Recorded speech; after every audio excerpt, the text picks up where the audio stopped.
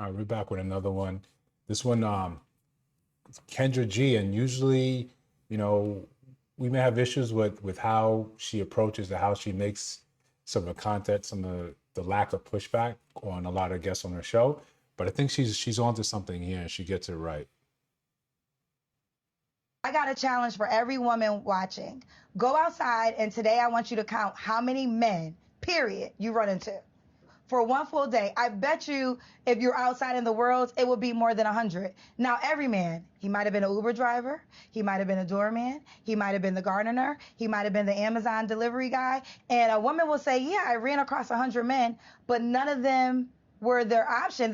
These men were virtually invisible because she has her eye on one guy, right? Now, here's the harsh reality. What if you're invisible to that one guy? This is an excellent point, and really we're focused on the first part of it. For a lot of men are completely invisible to women.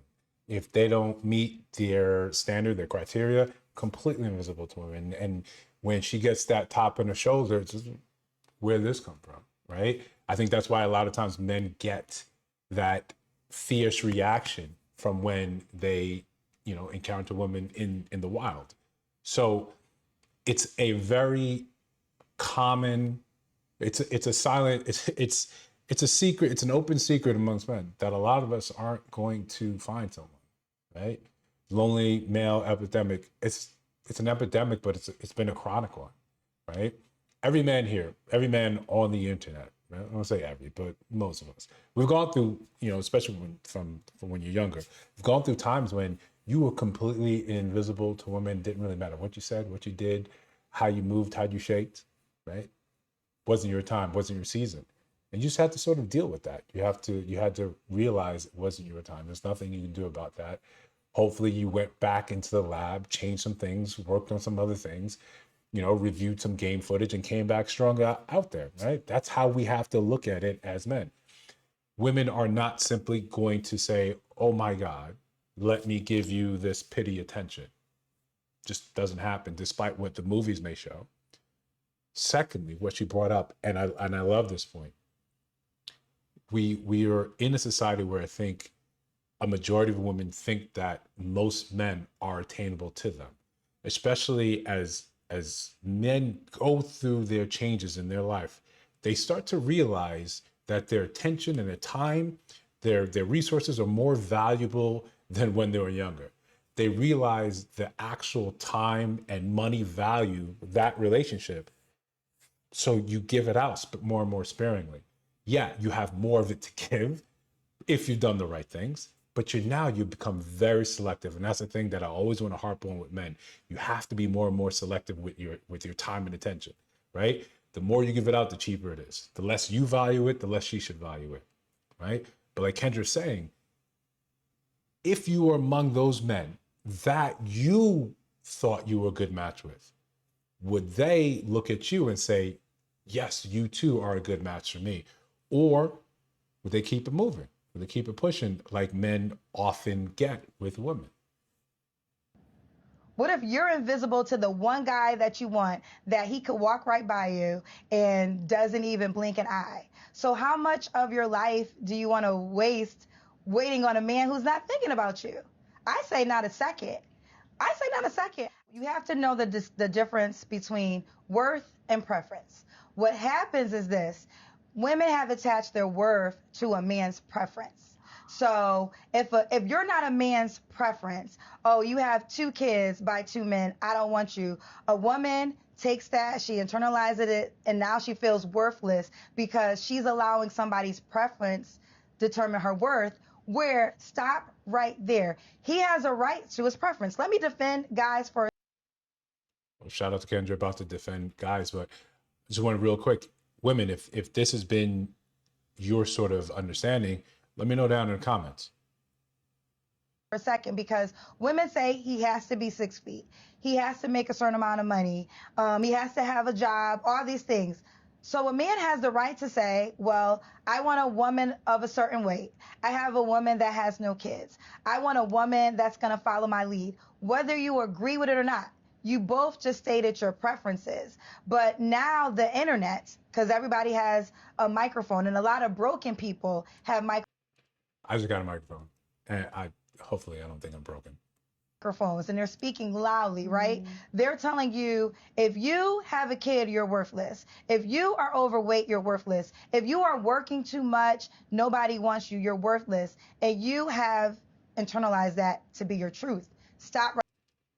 Again, it's a rare occasion that I find myself agreeing so much with Kendra, but she's absolutely right. That's the messaging on the internet, despite what reality is really showing you.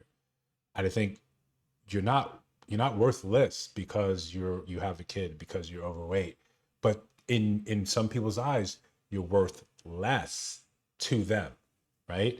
You just have to be discerning and say whether or not this is something that I'm willing to pursue, or does this person's other qualities matter more?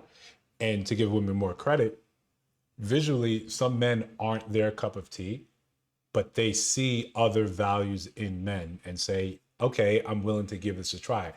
And of course, we can all find anecdotal examples of, no, not this woman, not this woman, not this woman, not this woman. But what I'm saying isn't impossible.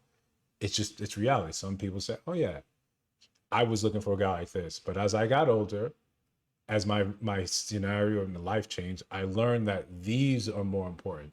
I think, again, that's something men do as they get older, especially when we see men and you see one, like, okay, well, he's here and she's visually not really the same. He got a chance to know her. He got a chance to learn what she's about, what makes her tick, how she complements his life, how he can complement her life. Right there. Know your worth. Push back on it. Literally, what makes me sad about this conversation is people are looking for worth when you were given it at birth. I was once at a comedy show. That's absolutely, in our society, that's really not the case with men. We're not talking about your inherent value as a human being on this planet, but men have, for better or worse, grown up in a society that tells us that your value is commensurate with your production, what you can do, how you can provide for your family. Again, better or worse, whether or not it's ill or it's helpful for society. That's the tone that men operate under. That's our playbook. When we ask each other, what do you do? Yes, we're trying to ascertain how much respect I should be giving you, because I want to see what is your, enumerated value to society. Have you done better than me? Are you a better man in terms of what you can produce, what your earning potential is? That's why we love, or we grew up with the idea that women love doctors and lawyers, because of that income potential. We never really say, what is this person's character when we first meet them? Now let's finish up. And this comedian, it was so funny. He was like, I was so high, I was on the phone looking for my phone. And I was like, yo, man, I don't know what I did with my phone. I gotta call you back. I gotta call you back. And then he hangs up the phone. And it was such a funny joke. But that's what you're doing with your worth. You're like, oh, I'm looking for my worth. And God's laughing at you. Because he's like, you looking for your worth. It's in your hand. It's in your hand. You don't have to find your worth. Yeah, someone might have a preference. You might not be their preference. It's okay, girlfriend. It does not take away from. Like, your worth, right? You hold on to what that is, and then your job sort of becomes finding someone that looks and values what you're holding, right? It really comes down to something that simple. The more things you have, the more things that you're holding, the harder it is going to be to find someone that has the ability to carry that many things. That's really what it is. I think our job is to lessen the burden in which what we bring forward to other people. That way, that's just another thing that's out the way that will stop us from actually, being together. But again, let me know what you think in the comments. Like, comment, subscribe. New channel, really trying to grow. Really appreciate that. I'll see you in the next one.